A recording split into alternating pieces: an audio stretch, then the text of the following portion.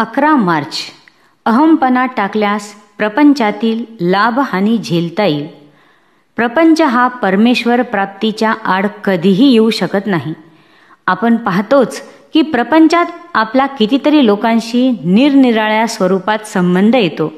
आई वडील, बायको मुले, बहीण भाऊ, इतर सगळे सोयरे, मित्र व इतर जन, या सर्वांचा जर उत्तम उपयोग करायचा असेल तर या सर्वांशी आपण व्यवहार करताना आपली सर्व कर्मे एका हरिस्मरणाच्या धाग्यात ओन करावीत. म्हणजे सर्वांशी संबंध सलोख्याचे राहून प्रपंच फार सुखकर होईल.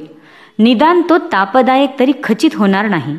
या सर्वांशी संबंध बिघडायला आपला अभिमान, अहमपणा विशेष करून कारणीभूत होत असतो.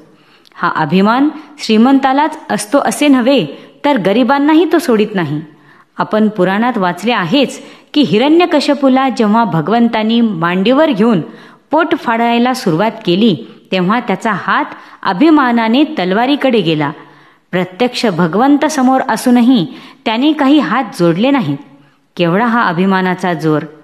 गरीब लोक सुद्धा या अभिमानाच्या आहारी किती गेलेले असतात. एकदा एक भिकारी एकाच्या दाराशी येऊन भिक्षा मागू लागला. तेव्हा तो गृहस्थ त्या भिकाऱ्याला म्हणाला, "अरे, तुला काही काळ वेळ समजते का नाही?" त्यावर तो भिकारी म्हणाला, "जा जा, मला काही तुमचे एकट्याचेच घर नाही. अशी गावात 100 घरे आहेत." पहा, अभिमानाचे तण किती खोल गेलेले असते ते. अभिमान हा शेतात उगवणाऱ्या हराळीसारखा आहे.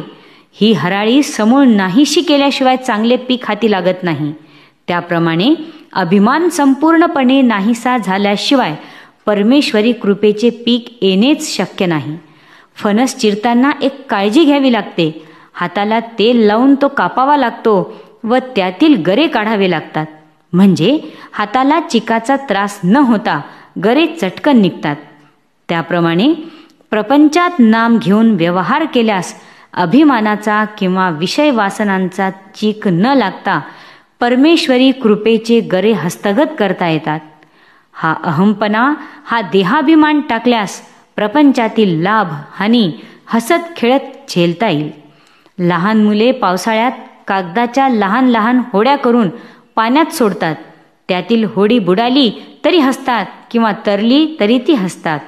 त्याप्रमाणे प्रपंचातील सुखदुःखे हसत खेळत झेलावीत आणि हे एका नामानेच साधते. श्रीराम जय राम, जय जय राम. आजचा सुविचार: नामस्मरण म्हणजे तू आहेस मी नाही ही स्थिती होय. जय श्रीराम.